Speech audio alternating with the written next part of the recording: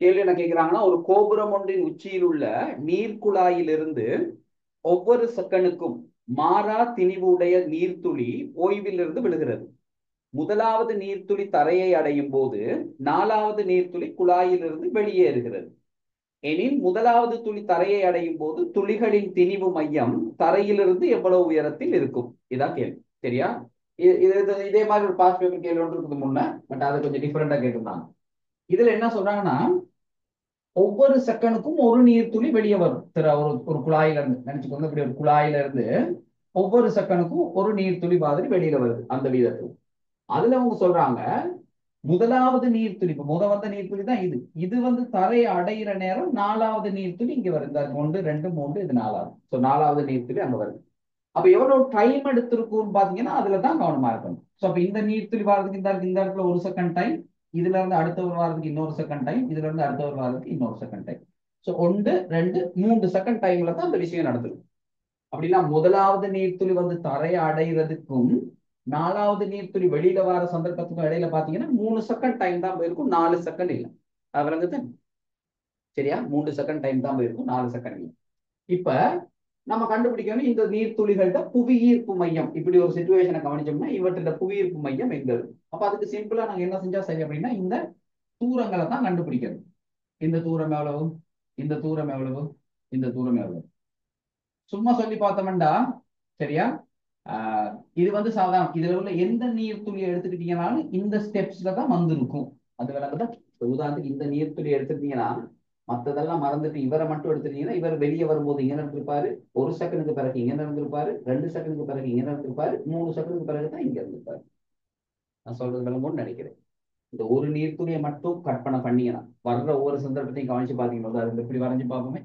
குழாயில இருந்து வருதுன்னு சொன்னா T=0 துணிக்க இங்க அந்த அந்த நீர்த்துளி இங்க நடக்கும். T=1 செகண்ட்ல நீர்த்துளி இங்க நடக்கும். T=2 செகண்ட்ல நீர்த்துளி இங்க நடக்கும். T=3 செகண்ட்ல நீர்த்துளி வந்து தரையடிச்சு. அதான் விஷயம். ஒரு ஒரு நீர்த்துளியை மட்டும் எடுத்து பார்த்தோம்னா. சரியா? அப்ப இதே ஸ்டெப்ஸ் தான் இங்கேயும் இருக்கும்.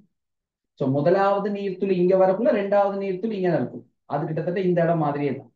சோ மூணாவது நீர்த்துளி இங்க இருக்கும், நாலாவது நீர்த்துளி இங்க இருக்கும். என்ன செய்வோம் அப்படின்னா இந்த தூரங்களை கண்டுபிடிக்கும். இந்த தூரங்கள். இந்த தூரங்கள் என்னன்னு சொல்லி யோசிச்சு பார்த்தோம்னா, ஒரு நீர்த்துளியை மட்டும் எடுத்துக்கிட்டீங்கன்னா இது வந்து அதோட முதலாவது செகண்ட்ல விழுந்த தூரம், இது ரெண்டாவது செகண்ட்ல விழுந்த தூரம், இது மூணாவது செகண்ட்ல விழுந்த தூரம். சொல்ல விளங்குது? இது முதலாவது செகண்ட்ல விழுந்த தூரம், இது ரெண்டாவது செகண்ட்ல விழுந்த தூரம், இது மூணாவது செகண்ட்ல விழுந்த தூரம். அப்ப அதுக்கு என்ன வாய்ப்பாடு நம்ம படிச்சு வச்சிருக்கிறோம்? Sn சமன் u plus a into n minus r. So முதலாவது செகண்ட் சொன்னா எங்களுக்கு தெரியும், நீர்த்துளிகள் விழும்போது ஆரம்ப வேகம் 0 இருக்க போகுது. சரியா? அந்த நீர்த்துளிகள் விழும்போது ஆரம்ப வேகம் 0 இருக்க போகுது. சோ u சமன் 0. சரியா? a வந்து g க்கு சமன், அது 10. சோ அப்ப அதை கொண்டு போய் இங்க பிரதிட்டுக்கிட்டோம்டா Sn சமன் u 0 a வந்து 10. அப்ப 10 இன்டூ n மைனஸ் r. இப்போ ஒவ்வொன்றா போட்டு பார்ப்போம். எண்ணுக்கு 1 போட்டீங்கன்னா முதலாவது செகண்ட்ல விழுந்த தூரம் கிடைக்கும். சோ 10 தர இதுல 1ல அரையை கழிச்சீங்கன்னா அரை, இதை சுருக்கினீங்கன்னா 5 மீட்டர். எண்ணுக்கு 2 போட்டீங்கன்னா 10 தர 2ல அரையை கழிச்சீங்கன்னா 1.5, 1.5 அது 3/2, இதை சுருக்கினீங்கன்னா 15 மீட்டர். என் சமன் 3 கொண்டு போய் பிரதிட்டீங்கன்னா 10 தர 3ல அரையை கழிச்சீங்கன்னா 2.5, 2.5ங்கிறது வந்து 5/2. 10 2 சுருக்கினீங்கன்னா 5, 5 5 25 மீட்டர். இதை கண்டுபிடிக்கிறதுக்கு இன்னொரு வழியும் இருக்குது. அதுக்கு ஒரு சின்ன விஷயம் ஞாபகத்துல இருந்திருக்கணும். என்ன அப்படின்னா, நாங்க ஒரு கேள்வியும் செய்திருக்கிறோம், ஞாபகம் இருக்குதான்னு தெரியல. சுயாதீனமாக விழும் ஒரு பொருள் அதன் அடுத்தடுத்த செகண்ட்களில் விழும் தூரங்களின் விகிதம் எப்படி இருக்கும்னு கேட்டீங்கன்னா இந்த இப்படி இருக்கும். இப்படி ஒரு பாஸ் பேப்பர் கேள்வி இருந்துச்சு, நாங்க அதை செஞ்சுட்டு இருக்கோம். இது அடுத்தடுத்து போகக்குள்ள 7 9 அப்படி போய்கிட்டு இருக்கும். சொல்றது விளங்குதா? இதெல்லாம் சின்ன சின்ன விஷயங்கள் ஞாபகம் வச்சுக்கிட்டோம்னா ஈஸியா இருக்கலாம். கேள்வி, ஒரு சுயாதீனமா ஒரு பொருள் மேல இருந்து கீழே விழும்போது அது அடுத்த செகண்ட்களில் அது விழும் தூரம் வந்து 1க்கு 3க்கு 5ங்கிற விதத்துல இருக்கு. இந்த பாருங்க, அது அப்படியே இருக்கு. 5 15 25. ஏன் நான் இதை சொல்றேன்னா, ஒரு தூரத்தை கண்டுட்டீங்கன்னா திருப்பி இதையும் இதையும் தனித்தனியா கண்டுகிட்டு இருக்க வேண்டியது இல்ல. அந்த விகிதம் உங்களுக்கு ஞாபகம் இருக்காத, இது அடுத்த விகிதம் இதுல 3 மடங்கா இருக்கும், அடுத்த விகிதம் இதுல 5 மடங்கா இருக்கும். அப்ப சிம்பிளா இதை 3ஆல பெருக்குனா 15, இது 5ஆல பெருக்குனா 25. அதுவும் வந்துருக்கு. அப்படியும் செய்திருக்கலாம் அந்த விஷயம் ஞாபகத்தில் இருந்தா. சரியா? பட் இல்லாட்டி பரவாயில்ல, அப்படி போட்டு செய்யற பெரிய டைம் வித்தியாசம் ஒண்ணு இருக்காது. பட் அந்த மாதிரி சில சில விஷயங்கள் ஞாபகத்துல வச்சுட்டோம்னா கொஞ்சம் குயிக்கா சேரும். சரி, அப்ப இப்ப நமக்கு தெரியும் இந்த நீளம் வந்து 5 மீட்டர், இந்த நீளம் வந்து 15 மீட்டர், இந்த நீளம் வந்து 25 மீட்டர். இனி வேலை சிம்பிள். இந்த நீர்த்துளிகள் நாளையும் நாங்க ஒரே மாதிரியான நீர்த்துளிகளாக கருதுனோம்னா நமக்கு தெரியும் இது 15 5 20, இது 25னா மொத்தமா 45. அப்படி எடுத்து யோசிக்கலாம். அப்படி இல்லையா, ரெண்டு ரெண்டா எடுப்போம். இந்த நீர்த்துளியிடையும் இந்த நீர்த்துளியிடையும் புவியீர்ப்பு மையம் எங்க இருக்குமெண்டா இது ரெண்டுக்கும் சரியா நடுவுல இருக்கும். சரியா, அது எந்த தூரத்துல இருக்குமெண்டா இந்த இருக்குது, இந்த இடத்துல இருந்து 12.5 12.5 மீட்டர். ஏன்னா எங்கள்ட்ட கேட்ட கேள்வி என்னன்னு பாத்தீங்கன்னா, தலையில இருந்து இந்த 4 துணிக்கைகளுடைய அல்லது 4 துளிகளுடையும் புவியீர்ப்பு மையம் எங்க இருக்கு. அப்ப இது 12.5 நமக்கு தெரியும், இதுவும் 12.5. அதே மாதிரி இங்கால பாத்தீங்கன்னு சொன்னா இப்ப இது ரெண்டுலையும் புவியீர்ப்பு மையம் இங்க இருக்குமா, இது ரெண்டுக்கும் நடுவுல இருக்கு.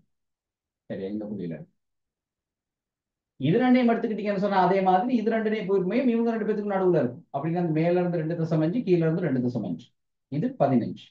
அப்ப இங்க இவங்க ரெண்டு பேர்த்தோட புவியீர்ப்பு மையம் இங்க, இவங்க ரெண்டு பேர்த்தோட புவியீர்ப்பு மையம் இங்க. அப்ப இது எல்லாத்தையும் எம் திணிவு எம் திணிவு எம் திணிவு எம் திணிவு எடுத்தீங்கன்னா இங்க இப்ப 2m திணிவு இருக்கு, இங்கனையும் 2m திணிவு இருக்கு. இப்ப என்ன செய்யணும், இவங்க ரெண்டு பேத்துக்கும் எங்க இருக்கும்னு பார்க்கணும். சோ அதுவும் சமனான திணிவுனா இவங்க ரெண்டு பேர்த்தையும் இணைக்கிற கோட்டுல சரியா அரைவாசியில தான் இருக்க போகுது. இதுவும் 2m இதுவும் 2m, சரியா இவங்க ரெண்டு பேர்த்தையும் இணைக்கிற கோட்டுல அரைவாசி. அது எவ்வளவுன்னு பார்த்துட்டோம்னா வேற முடிஞ்சு.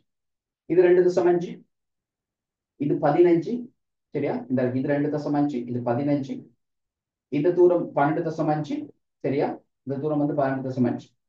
பாத்தீங்கன்னு சொன்னா இந்த தூரத்தை நமக்கு யோசிச்சு பார்க்கலாம். அப்ப இது 2.5 15 17.5 17.5 12.5 கூட்டிங்கன்னு சொன்னா 30 வரும். அப்படின்னா இதுக்கும் இதுக்கும் இடைப்பட்ட தூரம், இந்த புள்ளிக்கும் இந்த புள்ளிக்கு இடைப்பட்ட தூரம் 30. அப்ப சரியா 15 சென்டிமீட்டர் தூரத்துல நடுப்புள்ளி இருக்கு. இதுல இருந்து 15 சென்டிமீட்டர் தூரத்துல 15 மீட்டர் தூரம் 15 மீட்டர் தூரத்துல நடுப்புள்ளி இருக்கு. அங்கனதான் புவியீர்ப்பு மையம் இருக்க போகுது ஜி நம்மளோட துணிக்கை. இப்ப இதெல்லாம் கூட்டி போடுறதுதான் வேலை. இது 15, இது 12.5. தரையில இருந்து 12.5 பிளஸ் 15 12.5 பிளஸ் 15 கூட்டினீங்கன்னா 27.5 மீட்டர் தூரத்துல தரையில இருந்து இருக்கு. சரியா, 27.5 மீட்டர் தூரத்துல தரையில இருந்து இருக்கும். சோ ஆன்சர் வந்து 4வது ஆன்சர் வரும். சரியா,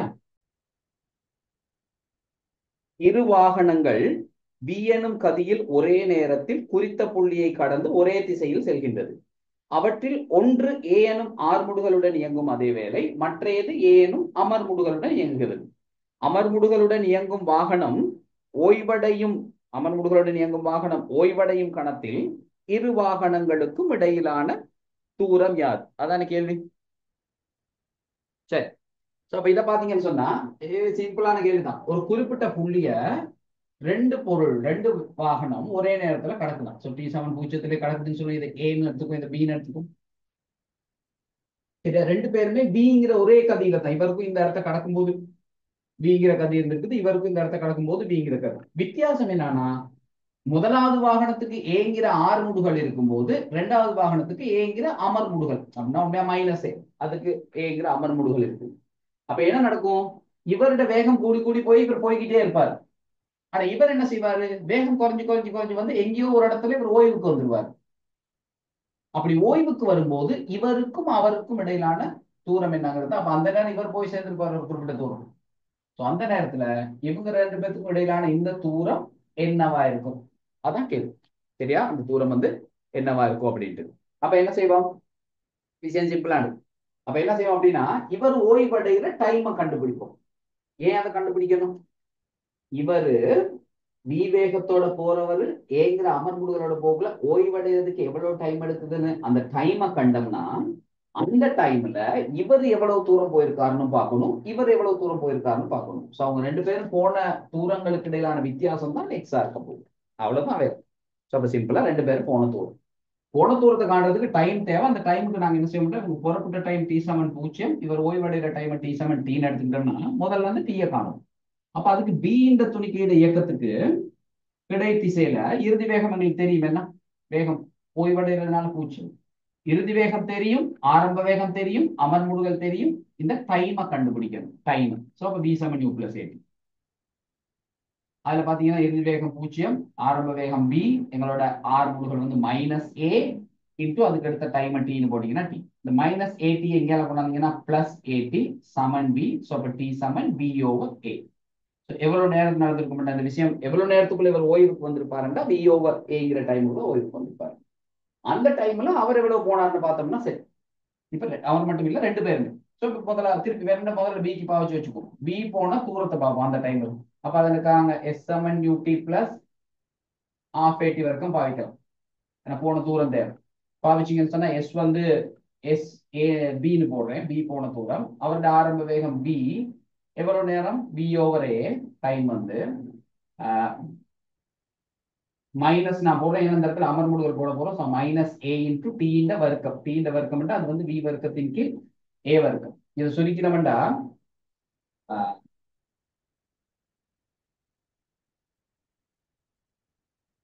வி வர்க்கத்தின் கீழ் ஏ மைனஸ் இதுல ஒரு ஏ வெட்டுப்படும். அப்ப வி வர்க்கத்தின் கீழ் 2a. கீழே ஏ, இது 2a. கோமசியை ஒரே மாதிரி கொண்டு வரதுக்கு 2ஆல பெருக்கிட்டு 2 வி வர்க்கத்துல வி வர்க்கத்தை கழிச்சீங்கன்னா வி வர்க்கத்தின் கீழ் 2a. இதுதான் பி போன தூரம் அந்த டைம்ல. இதே டைமுக்குள்ள ஏ போன தூரத்தையும் கண்டுபிடிக்கணும். அப்ப அதுக்கு நாங்க என்ன செய்யணும், ஏக்கு அதே வேலையை செய்வோம். ஸோ ஏக்கு எஸ் செவன் யூடி பிளஸ் ஆஃப் ஏடி வரைக்கும் பாய்ப்போம். பாவிச்சா ஏ போன தூரம் வந்து எஸ் ஏன்னு சொன்னோம்டா அவரோட ஆரம்ப வேகம் அதே வி தான். அதே அவருக்கும் அதே டைமுக்குள்ள தான் பார்க்கணும், வி ஓவர் ஏங்கிற டைம்ல. ஆனா அவருக்கு ஆர் முடுகள் இருக்கு. அப்ப பிளஸ் இந்த இடத்துல half into A into T வர்க்கம், திருப்பி வி வர்க்கத்தின் கீழ் ஏ வர்க்கம், டி இத பெருமானம் சுருக்கிறோம்டா வி வர்க்கத்தின் கீழ் ஏ பிளஸ் இதுலயும் முதல்ல மாதிரி ஒரு ஏ வெட்டுப்படும். ஸோ வி வர்க்கத்தின் கீழ் 2a. இதை போமசி ஒரே மாதிரி கொண்டு வர மேலே கீழே 2ஆல பெருக்கி விட்டீங்கன்னா 2v வர்க்கம் பிளஸ் வி வர்க்கம் கீழே 2a பொதுவா வந்துடும். அப்ப கடைசியா 3v வர்க்கத்தின் கீழ் 2aங்கிறது தான் a போன தூரம். v வர்க்கத்தின் கீழ் 2aங்கிறது தான் b போன தூரம். அப்ப அவங்க ரெண்டு பேத்துக்கும் இடையிலான வித்தியாசம்னு கேட்டா இந்த ஒரு தூரத்துல இருந்து இன்னொரு தூரத்தை கழிக்கிறோம்னா SA இருந்து SB கழிக்கணும். SAங்கிறது நாங்க கண்டு வச்சிருக்கிறோம் 3v வர்க்கத்தின் கீழ் 2a. SBங்கிறத கண்டு வச்சிருக்கிறோம் v வர்க்கத்தின் கீழ் 2a. ஸோ கோமசி ஒரே மாதிரி இருக்கு, பிரச்சனை இருக்கு. ஸோ மேல நேரடியா கழிக்கலாம். ஸோ அப்ப 2b வர்க்கத்தின் கீழ் 2a, 2 வெட்டுப்பட்டா b வர்க்கத்தின் கீழ் a. சரியா? ஸோ அப்ப ஆன்சர் வந்து b வர்க்கத்தின் கீழே அது ரெண்டாவது ஆன்சரா இருக்கு. சரியா?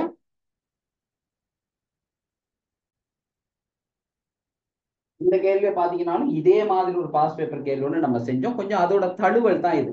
ஸோ அதனால தான் நான் சொல்றது, வழக்கமா அதுல இருக்கிற கேள்விகளை செய்யும் போது கன்செப்டை விளங்கிக்கிட்டோம்னா இன்னொரு கேள்வியை செய்யலாம். அதே மாதிரி வரப்போற இன்னொரு கேள்வியை பிரச்சனை இல்லாம செய்யலாம்.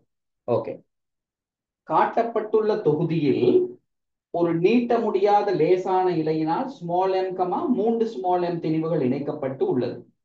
கப்பி ஒப்பமானதும் லேசானதும் ஆகும். தொகுதி எல்லை சமநிலையில் இருப்பின் நிலையியல் உராய்வு குணகம். ஸோ இப்போ இவங்களே சொல்லியிருக்காங்க தொகுதி வந்து எல்லை சமநிலையில் இருக்குதுன்னு. ஸோ அங்கே நாங்கள் பயப்படாம என்ன செய்யலாம்னு சொன்னா அது எல்லை சமநிலையில் எடுத்துக்கிட்டு தேவையான விஷயத்தை எழுதலாம். நம்மள்ட்ட கேட்டிருக்கிற கேள்வி உராய்வு குணகம். அப்ப எல்லை சமநிலையில இருந்தா பயப்படாம சொல்லலாம். இங்க தாக்குற உராய்வு விசைக்கும் செவ்வன் மருதாக்கத்துக்கும் இடையிலான விகிதம் உராய்வு குணகமா இருக்கு. சரியா? எல்லை சமநிலை சொல்லாம சாதாரண ஒரு சமநிலையில இருக்குமா இருந்தா அந்த முடிவு நாங்க சொல்ல இயலாது. எல்லை சமநிலை இருக்கிறதுனால அந்த முடிவு சொல்லும். அது எல்லாத்துக்கும் முன்னுக்கு நம்ம செய்ய வேண்டிய ஒரு வேலை என்னன்னா இதே விஷயத்தை தான் அங்கேயும் கதைச்சு அதே கேள்வியிலும். இந்த தொகுதி இப்ப உராய்வு எப்ப தொழிற்படும் அப்படின்னு பாத்தீங்கன்னா ஒரு பொருள் ஏதாவது ஒரு திசையில அசைய முற்படும் போது அதுக்கு எதிர் திசையில தொழிற்படும். சோ பார்க்கணும் இந்த தொகுதி எந்த திசையில அசைய முற்படும். ஏன்னா அதுதான் தீர்மானிக்கும் உராய்வு எந்த திசையில தொழிற்படும். அப்ப அதுக்கு நாங்க சொல்லியிருக்கோம், உங்களுக்கு ஞாபகம் இருக்கும்னு நினைக்கிறேன். எந்தெந்த விஷயங்களை பார்க்க சொன்னோம்? இவர்ல ஒரு நிறை தாக்கும் எம்ஜி, இவரை கீழே கொண்டு வர பார்ப்பாரு. இவரோட நிறையும் தாக்கும், ஆனா அது நிலை குத்தா இருக்கும். இப்படி 3 எம்ஜி. சோ நாங்க வழக்கமாக என்ன செய்வோம், அப்படி சாய்தள கேள்வியில இந்த நிறைய முதல்ல பிரிச்சு போட்டுருவோம். இந்த 2 திசையில இது 30 உங்களுக்கு தெரியும், இந்த கோணம் 30 இருக்கும். சோ இப்ப 3 எம்ஜி இந்த திசையில பாத்தீங்கன்னா அது வந்து 3 எம்ஜி cos 30. இது 3 எம்ஜி cos 30 இதுக்கு செங்குத்தான கூறு யோசிக்கவே தேவையில்ல, அது 3 எம்ஜி sin 30. இப்போ உங்களுக்கு தெரியும் என்னன்னா இந்த எம்ஜி இவரை கீழே இழுக்க பார்க்கக்குள்ள இந்த 3 எம்ஜி sin 30 தான் இவர் இந்த தளம்படியை கீழே கொண்டு வர பார்க்கும். இவங்க 2 பேர்த்துல யாரு பெரியாலோ அவரோட பாதிப்பு தான் அங்க இருக்க போகுது. அப்ப என்ன செய்யணும்னா 3 எம்ஜி sin 30 sin 30 அரை 3 எம்ஜியின் கீழ் 2 அது 1.5 எம்ஜி. என்ன 1.5 எம்ஜி தானே, இது 1 எம்ஜி. சோ யாரு பெரிய ஆளு, 1.5 எம்ஜியா 1 எம்ஜியா? கட்டாயம் 1.5 எம்ஜி வந்து பெருசு. அப்ப என்ன செய்ய பார்க்க மாட்டேன், இவர் கீழே வர பார்ப்பாரு, இவர் மேல போக பார்ப்பாரு. சரியா நான் சொன்னது? இவர் கீழே வர பார்ப்பாரு, இவர் மேல போக பார்ப்பாரு. சோ அதுக்கு ஏத்த மாதிரி தான் உராய்வு இருக்கும். அப்ப உராய்வு எப்படி இருக்கும்டா, இவர் கீழே வர பார்க்கறதுனால உராய்வு எப்படி தொழிற்படும், இயக்கத்துக்கு எதிராக தொழிற்படும். சோ அது இப்படி இருக்கும். அது கட்டாயம் எல்லை உராய்வா இருக்கும். ஏன்னா எல்லை சமநிலையில இருக்கும் சொல்லுவாங்க. அதுக்கு இல்லாம வேற என்ன விஷயங்கள் இருக்கும்? இதுக்கு செவ்வன் மருதாக்கம் கொண்டு இருக்குமா? அப்ப சிம்பிளா உராய்வு குணகம்ங்கிறது என்னது? இந்த எல்லை உராய்வு விசையை இந்த செவ்வன் மருதாக்கத்தால பிரிச்சா அது உராய்வு குணகம். சரிதானே? அந்த எல்லை உராய்வு விசைய இந்த செவ்வன் மருதாக்கத்தால பிரிச்சிங்கன்னா அது உராய்வு குணகம். இப்ப நாங்க என்ன செய்யணும், இதுல மிச்ச விஷயங்களையும் குறிச்சுக்குவோம். வேற என்ன விஷயங்கள் இருக்கும் அப்படின்னு பாத்தீங்கன்னா, இந்த இலையில இழுவை இருக்கும். அதை தான் இன்னும் நாங்க குறிக்கிறோம். ஸோ இந்த இடத்துல ஒரு இழுவை, இது கப்பில தாக்குற இழுவை, இதுவும் கப்பில தாக்குற இழுவை, இது வந்து இந்த ஸ்மால் எம்ல தாக்குற இழுவை. ஸோ ஞாபகம் வச்சுக்கோங்க, இது எல்லாமே எல்லை சமநிலையில இருக்குது. ஸோ உடனடியா சொல்லக்கூடிய முடிவு என்னன்னு கேட்டீங்கன்னா, எல்லை சமநிலைனா ஒரு சமநிலை தானே. ஸோ இவரோட சமநிலையை பாத்தீங்கன்னு சொன்னா டி வந்து எம்ஜிக்கு சமம். உடனடியாக நாங்க அந்த முடிவு சொல்லிடலாம், டி வந்து எம்ஜிக்கு சமம். இவரோட சமநிலையை காமிச்சு அது ஒரு முடிவு. வேற என்ன சொல்லலாம் அப்படின்னா, இங்கேயும் எல்லை சமநிலை தானா? அப்ப அதுபடி பாத்தீங்கன்னா இந்த 3 தாக்குற விசைகள்னு பாத்தீங்கன்னா, மேல் நோக்கி டி, மேல் நோக்கி எல்லை உராய்வு விசை, கீழ் நோக்கி 3mg sin 30. இந்த திசையில 6ம் இந்த 3mg cos 30. ஸோ தளம்படியே உள்ள விசைகளை சமப்படுத்தணும்னா, டி பிளஸ் எஃப் எல்ஐ சமனா இருக்கும் போது 3mg sin 30. 3mg sin 30. சரியா? அது இந்த விசை. இதை சுருக்கி போட்டுக்கிட்டோம்னா இந்த டி வந்து எம்ஜின்னு நமக்கு தெரியும். பிளஸ் எஃப் எல்ஐ தான் நமக்கு தெரியாது. 3mg sin 30 sin 30 அரை. ஸோ இது வந்து 3mg-க்கு 2. ஸோ இதுல இருந்து சிம்பிளா சொல்லிடலாம், எஃப் எல்ஐ சமன் 3mg-க்கு 2. இந்த பிளஸ் எம்ஜி அங்கால கொண்டாந்தீங்கன்னா மைனஸ் எம்ஜி. எப்படி கழிக்க சொல்லியிருக்கோம்? இதை குறுக்க பெருக்கிட்டு, ஸோ 3mg மைனஸ் 2mg, அப்ப mg-க்கு 2. என்ன இவ்வளவு வேலையெல்லாம் கூட நீங்க செய்ய தேவையில்லை. உங்களுக்கு இந்த மாதிரி எம்சிக்கு கேள்வி இப்படி யோசிக்கனாலே போதும். சும்மா மைண்ட்ல யோசிக்கலாம் தானே. இது எம்ஜிக்கு சமன், இது 3mg sin 30, 3mg-க்கு 2. அப்ப எஃப்எல் எதுக்கு சமனா இருக்குன்னா இதுல இருந்து டீயை கழிக்கிறது தானே சமம். அதுதான் அங்கேயே நடந்துருக்கு. அப்படி சிம்பிளா படத்திலேயே சொல்லிடுறேன்னா இந்த இவ்வளவு வேலை செஞ்சுட்டு இருக்க தேவையில்லை. சரியா? பட் அப்படி யோசிக்க முடியலன்னா இப்போதைக்கு நீங்க எழுதி செஞ்சாலும் பரவாயில்லை. இப்போதைக்கு நாங்க அந்த கன்செப்டை விளங்கிக்கிற விஷயங்களை யோசிப்போம். கன்செப்டை நம்ம விளங்கிக்கிறதுக்கு என்ன தேவையோ அந்த வேலையை செய்வோம். சரியா? ஓகே. சோ அப்ப அடுத்த பிரச்சனை, தளத்துக்கு செங்குத்தா விசைகளை சமப்படுத்தணும்னு சொன்னா, தளத்துக்கு செங்குத்தா விசைகளை சமப்படுத்தணும்னா ஆர் சமன் 3mg cos 30. 3mg cos 30. cos 30 இதுக்கு சமன் வர்க்கமூலம் 3 2. அப்ப ஆறுல பெருமானம் என்ன வர போகுதுன்னு பாத்தீங்கன்னா 3 வர்க்கமூலம் 3 இன்டு mg. நம்பர் எல்லாம் நம்ம முன்னுக்கு எழுதிருக்கோம். இனி உராய்வு குணகம்ங்கிறது சிம்பிளான விஷயம். உராய்வு குணகம் எதுக்கு சமன்? எல்லை உராய்வு விசையின் கீழ் செவ்வன் மருதாக்கம். எல்லை உராய்வு விசை கண்டு வச்சிருக்கோம், அது வந்து mg/2. செவ்வன் மருதாக்கம் கண்டு வச்சிருக்கிறோம், 3 வர்க்கமூலம் 3mg/2. யார் வெட்டுப்படுவா? இந்த mg/2, இந்த mg/2 வெட்டுப்பட்டுரும். ஸோ வரப்போறது வந்து 1 கீழ் 3 வர்க்கமூலம் 3 அப்படின்னு சொல்லி வரும். சரியா? 1 கீழ் 3 வர்க்கமூலம் 3. 5வது ஆன்சர் தான் இதுக்கு விடையாது. தெரியாது? சொல்லிருக்காங்கன்னா, உருவில் காட்டப்பட்டுள்ளவாறு இரு பொருட்கள் 70 மீட்டர் உயரத்தில் உள்ள ஒரு கிடைத்தளத்திலிருந்து 30 மீட்டர் per செகண்ட், 30 கீழ் வர்க்கமூலம் 3 மீட்டர் per செகண்ட் வேகத்தில் கிடையுடன் முறையே 30 பாகை 60 பாகை கோணத்தை அமைக்கும் வகையில் உருவில் காணப்படுகின்றவாறு எரியப்படுகின்றன. A, B கிடைத்தரையை அடைய எடுத்த நேரம் T1, T2 ஆயின் T1 மைனஸ் T2 ஆனது என்ன பெருமானமா இருக்கும்? இதுதான் கேள்வி. சரியா? அப்ப உங்களுக்கு தெரியும், இது திருப்பி எரிய கேள்வி. என்ன பார்க்கணும் அப்படின்னா, இந்த ஏ இப்படி எரியறதுனால இவர் தரையை வந்து அடிக்கிற பாதையை பாத்தீங்கன்னா இப்படி இருக்கும். இப்படி ஒரு பாதையில வந்து தரை அடிப்பாரு. இவர் வந்து இப்படி நேரம் அப்படி வந்து தரை அடிப்பாரு. ஸோ இப்போ இவங்க தரை அடிக்கிறதுக்கு எடுக்கிற நேரங்கள், இவர் எடுக்கிற டைம் வந்து T1, இவர் எடுக்கிற டைம் T2னா அந்த T1 மைனஸ் T2 அந்த வித்தியாசம் T1 மைனஸ் T2 எவ்வளவா இருக்கும்? இந்த நேரங்களின் வித்தியாசம் எவ்வளவா இருக்கும் அப்படின்னு. அப்ப சிம்பிளான இது எரிய கேள்வி தான். ஸோ எரிய கேள்வியில வழக்கமா நாங்க டைமை காண்றதுக்கு என்ன வேலையை செய்வோமோ அதை செய்வோம். ஸோ வழக்கமா டைமை காண்றதுக்கு நாங்க என்ன செய்வோம்னா நிலை குத்தா ஞாபகம் இருக்கும்னு நினைக்கிறேன். நிலை குத்தா எஸ் சமன் யூடி பிளஸ் ஆஃப் ஐடி வரைக்கும் பாய்ப்போம். ஸோ நிலை குத்து இடப்பெயர்ச்சியும் நமக்கு தெரியும், தனித்தனியா ஒவ்வொன்றே இருக்கும். பட் அதை செய்யறதுக்கு முன்னுக்கு உங்களுக்கு தெரியும், பெரியத்துல நாங்க செய்ய வேண்டிய முதலாவது வேலை இந்த கூறுகளை வேகத்தை 2 கூறுகளா பிரிச்சு போட்டுடணும். ஸோ இப்படியும் நிலை குத்தா. ஸோ ஏ எடுத்தோம்னு சொன்னா கிடையா பிரிச்சிங்கன்னா 30 cos 30. 30 cos 30. 30 cos 30 வந்து வர்க்கமூலம் 3/2 சுருக்குனீங்கன்னா இது வந்து 15 வர்க்கமூலம் 3 மீட்டர்/செகண்ட். அதுவே நிலைக்குத்து கூறு என்னவா இருக்கும்னா 30 sin 30 அரை, அப்ப இது 15ன்னு வந்து கீழே தரையில இருந்து இவர் 70 மீட்டர் உயரத்துல இருக்கார். திருப்பி இப்படி மேல போயிட்டு அப்படி கீழே வருவார். வழக்கமாக நாங்க என்ன செய்ய மாட்டோம், இந்த இயக்கத்துக்கு மேல் நோக்கிய முழு இயக்கத்துக்கும் S=UT + ½ வர்க்கம் பாவிச்சா மேல போயிட்டு கீழே வந்த முழு இயக்கத்துக்கு வழக்கமாவே செய்யற வேலை. இவர்கிட்ட டைம் தான் T1 போடும். S வந்து எவ்வளவுண்டா -70. என்ன இது 70 மீட்டர்ண்டா நாங்க மேல் நோக்கி வாய்ப்பாடு பாவிக்கும் போது S-க்கு -70ன்னு போடும். இதெல்லாம் நான் எதுவுமே புது விஷயம் சொல்லல, கிளாஸ்ல நாங்க படிச்சது நிறைய கேள்வி செஞ்சது அதில் உள்ளதான் சொல்றோம். அப்ப -70 சமன் ஆரம்ப வேகம் மேல் நோக்கி 15, அப்ப அது பிளஸ் மேல் நோக்கி தானே. டைம் தான் T1 பிளஸ் ½ இன்டூ ஏக்கு பதிலாக என்ன போடுவோம் வழக்கமா -G, சரியா, இன்டூ T1 வரும். அது கொஞ்சம் சுருக்கி எழுதுனோம்னா என்ன வரப்போகுதுன்னா -70 சமன் 15 T1 மைனஸ் அது வேணும்னா ஜிக்கு 10 போட்டீங்கன்னா -5 T2 வர்க்கம். T1 வர்க்கம் வரும்.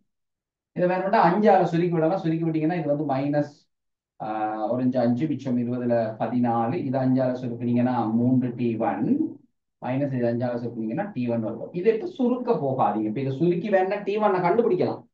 இது ஒரு இருபடி சமன்பாடு. சுருக்கி T1 கண்டுபிடிக்கலாம். பட் சுருக்குறதுக்கு முன்னுக்கு நாங்க மற்றதையும் எழுதிட்டு, ஏன்னா உங்களோட கேள்வி வந்து T1 - T2 தான், தனியா T1 தனியா T2 கேட்கல. ஸோ T1 - T2 ஏதாவது சிம்பிள் வழி இருக்குதான்னு பார்ப்போம். இல்லைன்னா அப்படி எதுவுமே வழி இல்லைன்னா சுருக்கிட்டு கண்டுபிடிக்க வேண்டியதான், ஒன்றும் செய்யலாம். ஸோ ரெண்டாவது பிக்கு எழுதுவோம். பிக்கு எழுதுனீங்கன்னா அவர் வந்து கீழ் நோக்கி தான் இருக்குது. ஸோ அவருடைய வேக கூற 2ஆ பிரிச்சு போட்டீங்கன்னா இதை கிடையா பிரிச்சிங்கன்னா 30 வர்க்கமூலம் 3 cos 60. 30 கீழ் வர்க்கமூலம் 3 cos 60. அதுவே நிலைக்குத்து கூறு. ஆனா கவனமா இருந்து, நிலைக்குத்து கூறு கீழ் நோக்கி இருக்கும். இந்த நிலைக்குத்து கூறு மேல் நோக்கி இருக்கும். ஸோ இது வந்து என்ன வரப்போகுதுன்னா 30 கீழ் வர்க்கமூலம் 3 sin 60. 30 கீழ் வர்க்கமூலம் 3 sin 60 தான் அவரோட நிலைக்குத்து வேகம். அப்ப அதையும் நாங்க வேறையா வரைஞ்சுக்கிட்டோம்னா கிடைவேகம் என்னவா இருக்கும்னா 30 வர்க்கமூலம் 3 cos 60 அரை, அப்ப 15 கீழ் வர்க்கமூலம் 3. இந்த நிலைக்குத்து வேகம் என்னவா இருக்கும்னா 30 வர்க்கமூலம் 3 sin 60. sin 60 எவ்வளவு, வர்க்கமூலம் 3 கீழ் 2. வர்க்கமூலம் 3 வர்க்கமூலம் 3 ரெண்டு பட்டா 30 கீழ் 2, அது திருப்பி 15. அப்ப இந்த வேக கூறு 15 தான் வரும். பிரிச்சு போட்டீங்க. ஸோ இதுவும் 15, சரியா. இப்ப இவர் கீழே தான் வருவார். ஸோ இவர் இந்த 70 மீட்டர் வரப்பாரு. அப்ப இவருக்கு கீழ் நோக்கி S=UT + ½ வரைக்கும் பாவிக்கலாம். ஏன்னா எல்லாமே கீழ் நோக்கி இருக்கு, அவர் மேல போகவே இல்லை. அப்ப S வந்து +70, கிளியர்னு நினைக்கிறேன்னா S வந்து +70, U வந்து +15, ஏன்னா நான் கீழே தான் பாவிக்கிறோம். இதுக்கு அடுத்த டைம் தான் T2 பிளஸ் ½ இன்டூ இங்கே A வந்து மைனஸ், இங்கே +10, ஏன்னா A வந்து +10 கீழ் நோக்கி வருவதனால. ஸோ இன்டூ T2 இருக்கு. சுருக்கணும்னா 70 சமன் 15 T2 பிளஸ் 5 T2 வர்க்கம். இதையும் முத மாதிரியே சுருக்குனீங்கன்னா 5ஆல் எல்லாத்தையும் சுருக்கலாம். சுருக்குனீங்கன்னா இது 14, அதே நம்பர் தான் 14. இது 3 T2, இது T2 வர்க்கம், சரியா. அப்ப இன்னொரு சமன்பாடு எங்களுக்கு கிடைக்கும். 14 சமன் 3 T2 பிளஸ் T2 வர்க்கம். இந்த இருக்குது, இது ரெண்டாவது சமன்பாடு. இப்ப இந்த ரெண்டு சமன்பாடையும் வச்சுக்கிட்டு நாங்க T1 - T2 காணும். இப்ப நான் அந்த படத்தை கொஞ்சம் அடிக்கிறேன், சரியா, படத்தை கொஞ்சம் அடிக்கிறேன். ஸோ இதை வச்சுக்கிட்டு T1 - T2 கண்டுபிடிக்கணும். அதுக்கு ஏதாவது வழி இருக்கான்னு பார்ப்போம், சிம்பிளான வழி. ஸோ ஒரு சமன்பாடு வந்து இப்படி இருக்கு. 3 T1 - T1 வர்க்கம் சமன் -14. மற்ற சமன்பாடு இருக்குது 3 T2 பிளஸ் T2 வர்க்கம் சமன் +14, சரியா. நமக்கு T1 - T2 எடுக்கிறதுக்கு ஒரு வழி இருக்குது. உண்மையா பாத்தீங்கன்னா இது ஒன்றுல இருந்து ஒன்றை கழிச்சீங்கன்னா அந்த இதுல ஒரு T1 - T2 வரும், இதுல ஒரு T1 - T2 கொண்டு வரலாம், சரியா. அல்லது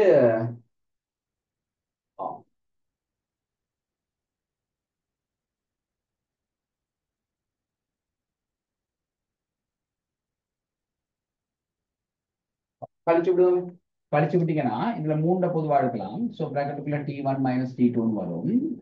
இதுல இருந்து இதை கழிச்சீங்கன்னா -T1 வர்க்கத்துல இருந்து -T2 வர்க்கத்தை கழிக்கிறோம், சரியா.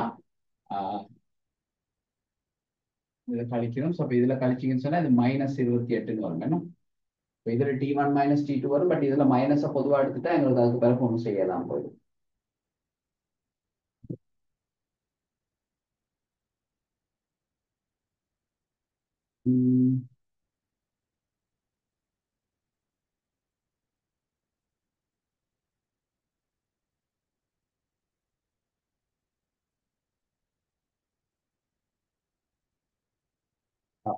கூட்டி விடுவோம். சரியா? கழிக்க தேவையில்லை, கூட்டி விடுவோம். இப்போ வேலை சரி வரும். இதை கூட்டி விட்டீங்கன்னா இதுல வரும் 3 இன்டூ T1 பிளஸ் T2. மூன்றை பொதுவா எடுத்துட்டோம்னா இது ரெண்டையும் கூட்டுறோம். இது ரெண்டையும் கூட்டக்குள்ள பாத்தீங்கன்னா -T1 வர்க்கம் பிளஸ் T2 வர்க்கம் வரும். இது பாத்தீங்கன்னா 0 வந்துடும். ஏன்னா -14 பிளஸ் 14 கூட்டணும். இப்போ பாருங்க, இதுல ஒரு சின்ன வேலை ஒன்று செய்யலாம். மூன்றை பொதுவா வச்சுக்கிட்டு T1 பிளஸ் T2 நான் இதை அப்படியே அந்த பக்கம் கொண்டு போறேன். -T1 வர்க்கத்தை அங்கால கொண்டு போனீங்கன்னா +T1 வர்க்கம், பிளஸ் T2 அங்கால கொண்டு போனீங்கன்னா -T2 வரும். இப்போ உங்களுக்கு பார்த்து இதை பார்த்தா விளங்கும். இதை காரணிப்படுத்தலாம். சரியா? அதை காரணிப்படுத்தலாம். So 3 into T1 plus T2 சமன். இதை காரணிப்படுத்தினீங்கன்னா இது வந்து T1 - T2 into T1 plus T2. இப்போ பாத்தீங்கன்னா இந்த T1 plus T2 T1 plus T2 வெட்டுப்பட்டு. So நமக்கு யார் மிஞ்சுவான்னா T1 - T2 மிஞ்சும். ஸோ அப்போ சிம்பிளா விட வந்துடும். T1 - T2 வந்து 3 இருக்கும். தப்பி தவிர இப்படி எல்லாம் செய்யறதுக்கு நம்ம ஞாபகம் வரலன்னு வைங்களேன், அந்த நேரத்தில் யோசிச்சுக்கிட்டு இருக்க தேவையில்ல. பேசாம இதையும் சுருக்கி T1 T2 எவ்வளோன்னு கண்டு கழிச்சிருந்தாலும் இதே 3 செகண்ட் வந்துருக்கும். அப்படி செஞ்சிருந்தாலும் இதே 3 செகண்ட் வந்துருக்கும். ஏன்னா நாங்க இப்படி ஒரு விஷயம் இருக்குதுங்கிறத நாங்க எக்ஸாம்பிள் போயிட்டு யோசிச்சுக்கிட்டு இருக்கிறத விட நமக்கு தெரிஞ்ச வழி ஒன்று இருக்குதுன்னா அந்த தெரிஞ்ச வழியில செய்வோம். சரியா? உருவில் காட்டப்பட்டுள்ள கிடையுடன் 30 பாகை சாய்வில் உள்ளதும் 22.5 மீட்டர் நீளமுடையதும் ஒப்பமானதுமான சாய்தளத்தின் அடியில் ட்ரொல்லி ஒன்று யூ வேகத்துடன் தளத்தின் வழி இயங்குமாறு எரியப்படுகிறது. ஒப்பமான சாய்தளமா? சூறாய்வு பத்தி நாங்க யோசிக்க தேவையில்லை. சாய்தளத்தின் உச்சியிலிருந்து விலகி உச்சியின் அதே உயரத்திலும், இந்த வசனம் கொஞ்சம் முக்கியம், உச்சியின் அதே உயரத்திலும் 20 வர்க்க மூலம் 3 மீட்டர் தூரத்திலும் உள்ள கிடைமட்டத்தை மட்டுமட்டாக ட்ரொல்லி அடைகிறது. இந்த 20 வர்க்க மூலம் 3 இந்த தூரம். என்ன சொல்றாங்க அப்படின்னா, இந்த ட்ரோலி என்ன செய்ய மாட்டேன், இதுக்கு பிறகு நடத்துற இயக்கத்தை பாத்தீங்கன்னா முதல்ல இது சாய்தளம் வழியே போகும். போயிட்டு கடைசியா இந்த இடத்துக்கு வரக்குள்ள இந்த இப்படி ஒரு திசையில வேகம் இருக்கும். அது யூவா இருக்காது, வேற ஒரு வேகமா இருக்கும். அதை நாங்க சொல்லுவோம் பின்னு சொல்லுவோம். ஸோ இப்ப சாய்தளத்துல இந்த உச்சி புள்ளியை விட்டு விலகின உடனே அவர் இந்த திசையில தான் விலகி இருப்பார். ஸோ இதுக்கு பிறகு இவர் வந்து என்ன மாதிரி இயங்குவாருன்னா ஒரு எரிய பொருள் மாதிரி தான் இயங்க போறாரு. இயங்கி இதே உயரத்துல உள்ள ஒரு கிடைமட்டத்தில் உள்ள ஒரு புள்ளி அடையலாம். இதே உயரத்துல இருக்கிற ஒரு கிடைமட்ட புள்ளி. அப்ப அவர் வந்து எங்க விழுகிறாருன்னு கேட்டீங்கன்னா இந்த புள்ளியில வந்து விழுகிறாரு. விளங்குதா படம்? இது ஒரு எரியம். இதுல இருந்து இது வரைக்கும் உள்ள இயக்கம் வந்து ஒரு எரிய இயக்கம். ஸோ அப்போ அவர் வந்து இங்க விழுகிறார். ஸோ அந்த தூரம் வந்து 20 வர்க்க மூலம் 3 அது கொடுத்துருக்காங்க. கேள்வி வந்து நம்மள்ட்ட என்னன்னா, இக்கிடைமட்டத்தை அடைய தேவையான யூவின் இழிவு பெருமானம். இந்த யூ எவ்வளவா இருக்கணும்? ஆக குறைஞ்சது அப்படி ஒரு கிடைமட்டத்தை அவர் அடைகிறது. அப்ப அதை நாங்க என்ன செஞ்சுட்டோம்னா இங்க ரிவர்ஸ்ல செய்துட்டு வரணும். இந்த கிடைமட்டத்தை அடைகிறதுக்கு இவர் என்ன வேகத்துல இங்க வெளியே போயிருக்கணும். இதை ஒரு எரிய மாதிரி யோசிச்சுக்கிட்டோம்னா மற்றதெல்லாம் மறந்துட்டு இந்த கிடைமட்டத்தை அடைகிறதுக்கு இவருக்கு என்ன வேகம் இருந்திருக்கணும் அப்படிங்கிறத பார்க்கணும். சரியா? அது முதலாவது வேலை. அப்ப அதுக்கு நாங்க என்ன செய்ய முடியும், இந்த கோணத்தை பத்தி நாங்க பயப்பட தேவையில்லை. இது கிடை என்று சொன்னா இந்த கோணம் 30 பாகை தான். இங்கேயும் 30 பாகை தான். இது கிடை, இது கிடை, இந்த இது வெளியவே தானே போயிருக்கும். இந்த சாய்தளத்துல உச்சியை விட்டு அது வெளியில போகக்குள்ள கிடையோட 30 பாகையில தான் இருந்திருக்கும். இந்த கோணத்துல தான் இருந்திருக்கும். அந்த கோணமும் தெரியும். கிடை வீச்சு தெரியும். கிடை வீச்சு தெரியும். இந்த வியை கண்டுட்டோம்னா பிறகுதான் யூக்கு வரலாம். வியை கண்டு வியில இருந்து தான் யூக்கு வரணும். வியை கண்டுட்டா வியில இருந்து யூக்கு வர்றதுக்கு திருப்பி நாங்க உங்களுக்கு தெரியுது ஒப்பமான தளம். அப்ப சக்தி காப்பு விதி சரி பாவிக்கலாம். அல்லது இந்த தூரமும் கொடுத்துருக்காங்க, தளம் வழியே என்ன சரி இயக்கத்துக்கு வாய்ப்பாடு பாவிச்சு கண்டுபிடிக்கலாங்கிறது எனக்கு தெரியும்.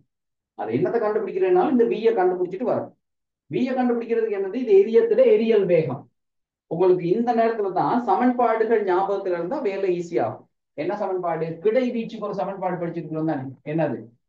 இப்படி இருந்தா ஆனா ஞாபகம் வச்சுக்கணும், இது எந்த சந்தர்ப்பத்தில், இப்படி உள்ள சந்தர்ப்பத்துல கிடை வீச்சுக்கு என்ன வாய்ப்பாடு படிச்சிருக்கிறோம்னா யூ வர்க்கத்தின் கீழ் ஜி இன்டு சைன் 2 தீட்டா. ஞாபகம் இருக்கா?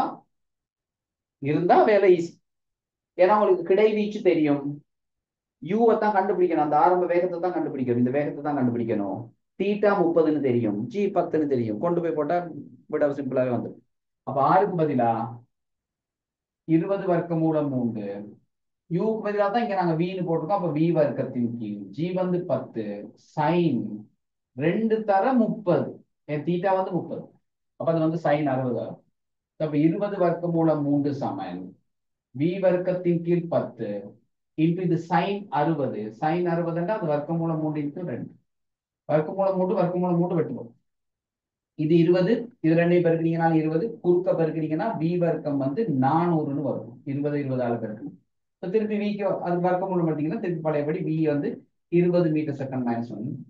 அப்படின்னா இந்த இடத்துல தளத்தை விட்டு 20 மீட்டர் per செகண்ட் வேகத்தோட வெளிக்கிட்டா தான் இவருக்கு இந்த மாதிரியான ஒரு கிடை தூரத்தை போயிட்டு இதே உயரத்துல அடைஞ்சிருக்கும். ஸோ இப்ப பிரச்சனை வந்து என்னது அப்படின்னா இந்த யூ எவ்வளவா இருக்கும் அப்படிங்கிறது தான் இப்ப கேள்வி. அது இனி அதுக்கு பிறகு சும்மா சிம்பிளான ஒரு கேள்வி. எப்படி கண்டுபிடிக்கலாம்? ஒன்று நீங்க தளம் வழிய இந்த இந்த தூரமும் கொடுத்துருக்குறாங்க. அப்ப நாங்க என்ன செய்யலாம்னு சொன்னா ஒன்று தளம் வழியா அதுக்கு இறுதி வேகத்தை தெரியும், நமக்கு ஆரம்ப வேகத்தை கண்டுபிடிக்கணும். இந்த தூரம் தந்து இருக்கிறாங்க சரியா? அப்ப வந்து நாங்க என்ன செய்யலாம்? தளம் வழிய வேணும்னா அதுக்கு வாய்ப்பாடு பாவிக்கலாம். தளம் வழிய இறுதி வேகம் தூரம் வி வர்க்கம் சமன் யூ வர்க்கம் பிளஸ் 2s5. ஆரம்ப இறுதி வேகம் தெரியும், அதான் வி, அது கண்டுபிடிச்சேன். அது 20 வர்க்கம், அது 400. ஆரம்ப வேகம் தான் தெரியாது, அதான் தேவை நமக்கு. பிளஸ் 2 இன்டூ இங்க மட்டும் கொஞ்சம் கவனமா இருக்கணும். இந்த ஏங்கிறது என்னன்னா உண்மையா இவரோட இயக்கம் யாரோட பாதிப்புல இயங்கிட்டு இருக்குதுன்னா புவியீர்ப்புன்ற பாதிப்பு தான். அப்ப புவியீர்ப்பு ஆர்முடுகளில் திரிச்ச கூறு போடணும் சொல்லியிருக்கிறேன். சாய்தளங்கள்ல இயக்கத்துல ஒரு சாய்தளத்துல துணிக்க இயங்குற நேரம் இதுல இதோட ஆர்முடுகள் அல்லது அமர்முடுகள் தேவை அப்படின்னா இது வழியே இயங்கும் போது அது வந்து புவியீர்ப்பு ஆர்முடுகளில் திரிச்ச கூறா இருக்கும் சரியா? அப்ப அந்த ஜி வந்து நிலைக்குத்தா இருக்கும். அந்த நிலைக்குத்து ஜி இந்த தளம் வழியே உள்ள கூறு தான் அவருக்கு ஆர்முடுகளா இருக்கும். அதை மட்டும் கவனமா இருக்கணும் சரியா? அப்ப அது என்ன வரும்னா ஞாபகம் இருக்கும்னு நினைக்கிறேன். ஜி சைன் தீட்டான்னு வரும். இந்த கோணம் தீட்டானா ஜி சைன் தீட்டா அப்படின்னா G sine 30. G sine 30. G வந்து 10, சைன் 30 வந்து அரை. ஆனா கவனமா இருக்கணும், நாங்க தலைவலியை மேல பாவிச்சா இந்த இடத்துல மைனஸ் வரும். ஏன்னா புவியீர்ப்பாளர்களோட பிரிச்ச கூறு தலைவலியை கீழ் நோக்கி இருக்கும். ஸோ இது மைனஸ் 2 தர 10 இன்டு சைன் 30. சைன் 30 வந்து அரை. ஸோ ஜி சைன் 30 இது வந்து ஜி சைன். இந்த நான் எழுதியிருக்கிற விட ஜி சைன் 30 அதுக்கு ஒரு மைனஸ் வரும். அந்த மைனஸ் தான் நமக்கு எழுதியிருக்கும். இன்டு எஸ் வந்து 22.5 கொடுத்துருக்காங்க கணக்கு. இதை சுருக்கி யூவை காணும்.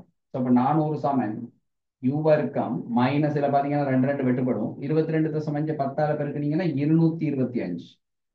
அந்த மைனஸ் 225 இங்கால கொண்டாந்தீங்கன்னா யூ வர்க்கம் சமன் 400 பிளஸ் 225. அப்ப 625 யூ வர்க்கம் வந்து. அப்ப யூ வந்து என்னவா இருக்க போகுது? அதுக்கு வர்க்கம் மூலம் பார்த்தீங்கன்னா 25. ஸோ ஆன்சர் வந்து 5வது 25 மீட்டர் per செகண்டா இருக்கும் சரியா? முதலாவது கேள்வி கேட்கிறான். உருவில் காணப்படும் சிறிய சீரான உருளை கொள்கலம் ஒன்றின் கனவளவையும் திணிவையும் அளவிடுவதன் மூலம் திரவியத்தின் அடர்த்தியினை துணியுமாறு கேட்கப்பட்டுள்ளேன். ஸோ இந்த பொருளோட கனளவையும் திணிவையும் கண்டுபிடிச்சிட்டோம்னா அடர்த்திங்கிறது வந்து திணிவின் கீழ் கனளவு சரியா? அடர்த்தி நாங்க ரோ அப்படின்னு எழுதினோம்னா அது வந்து திணிவின் கீழ் கனளவு. ஸோ இதையும் அளந்தோம்னா இந்த பொருளோட அடர்த்தியை கண்டுபிடிக்கலாம் அப்படிங்கிறது தரவு. முதலாவது கேள்வி. கன அளவை துணிவதற்கு நீர் உருளையின் எல்லா அளவீடுகளையும் பெற தெரிவு செய்யும் கருவியார்.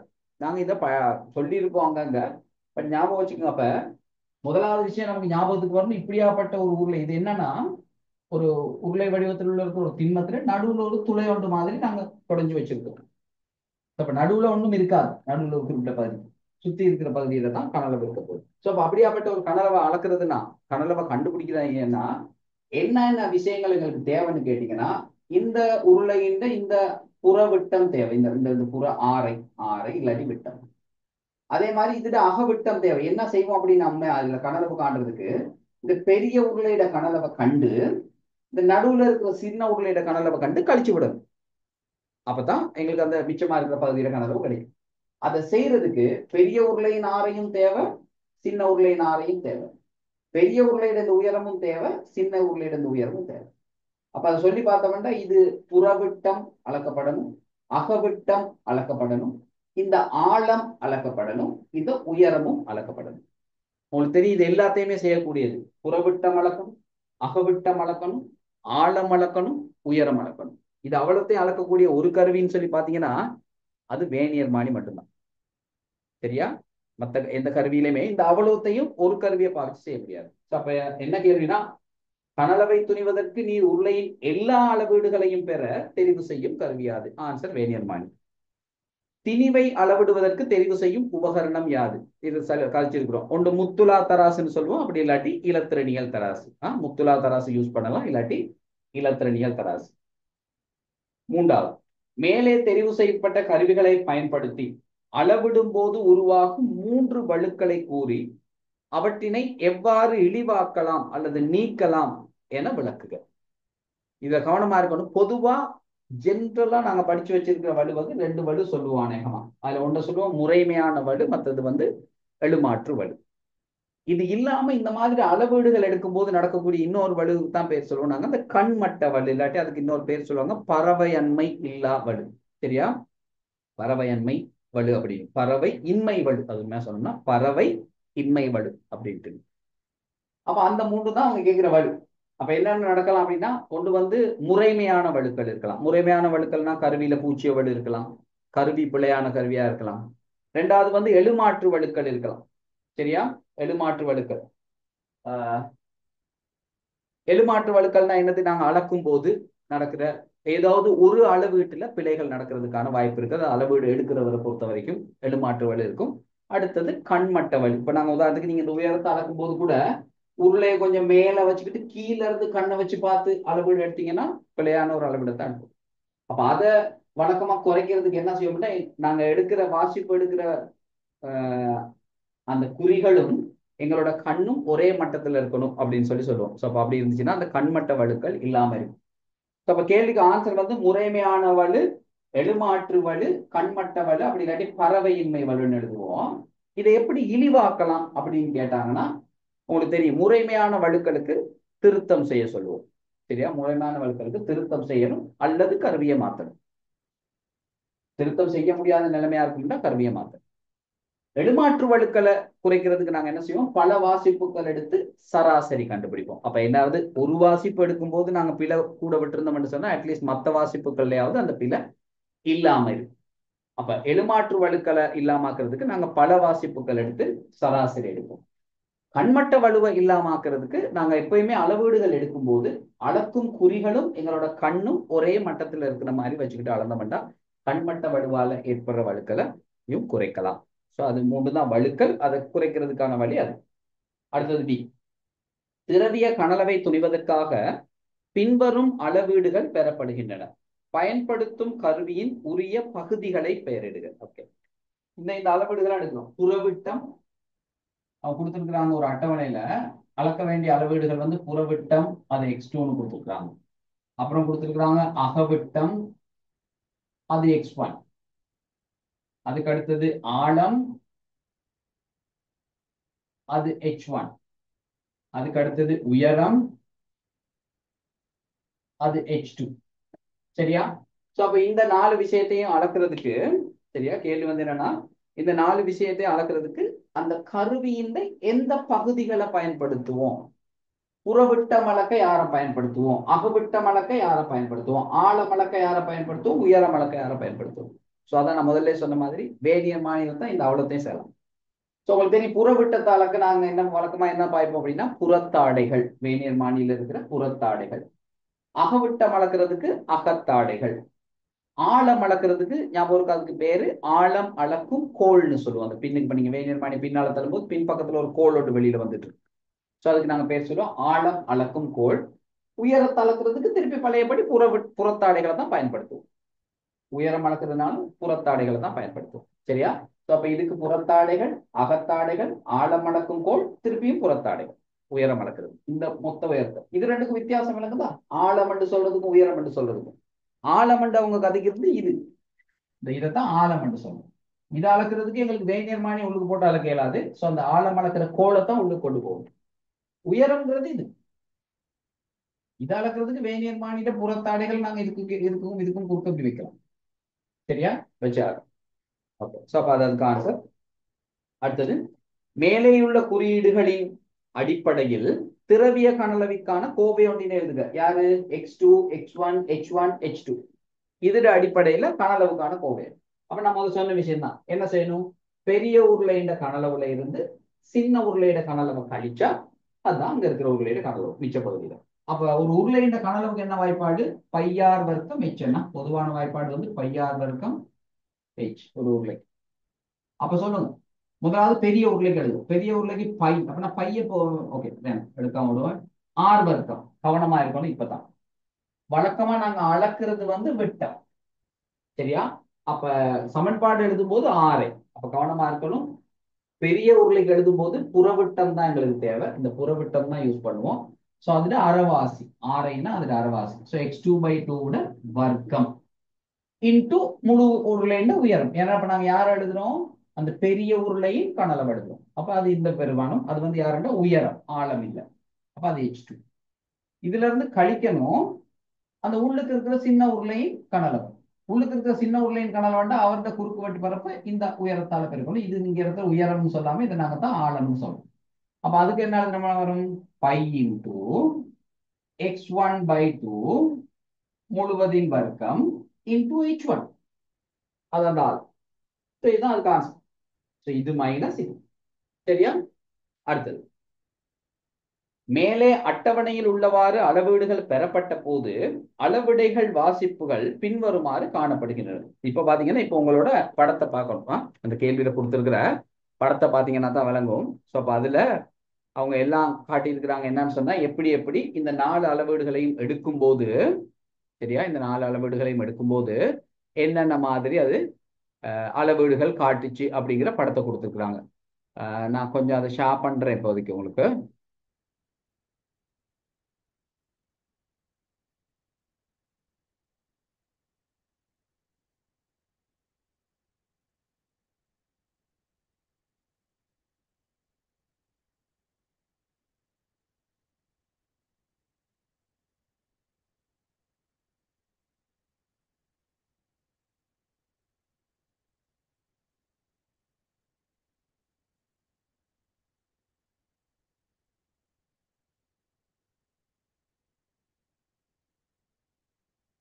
ஷேர் பண்றது விளங்கு தானே,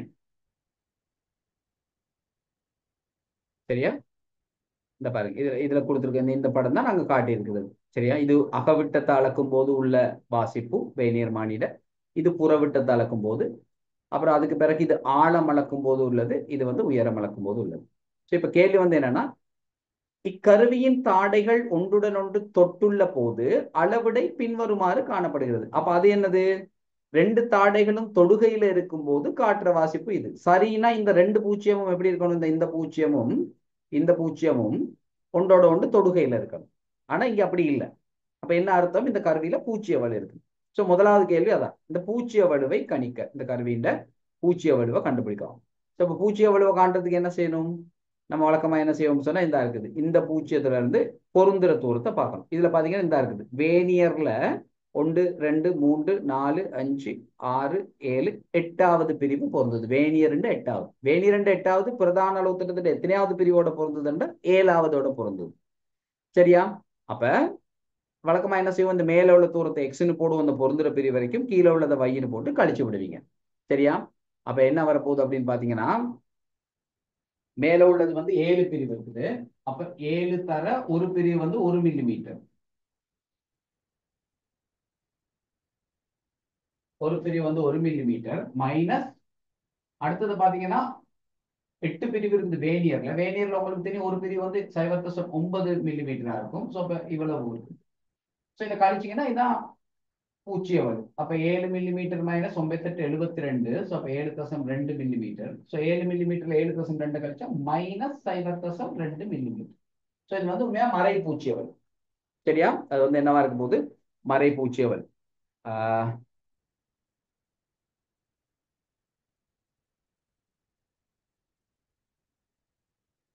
சரியா? ஸோ அப்ப அது வந்து மறை பூச்சிய வரும் மைனஸ் 0.2 வந்துருக்கு. பிறகு கேட்கிறாங்க, மேலே உள்ள அட்டவணைகளையும் அளவிடைகளையும் பூச்சிய வலுவையும் பயன்படுத்தி அட்டவணையை பூர்ணப்படுத்துக. உங்களுக்கு கீழே ஒரு டேபிள் ஒன்று கொடுத்துருக்குது. அதுல என்னென்ன இருக்குன்னா இந்த அகவிட்டம் புறவிட்டம், இந்த நான் அந்த அட்டவணையை கொஞ்சம் வரைகிறேங்க.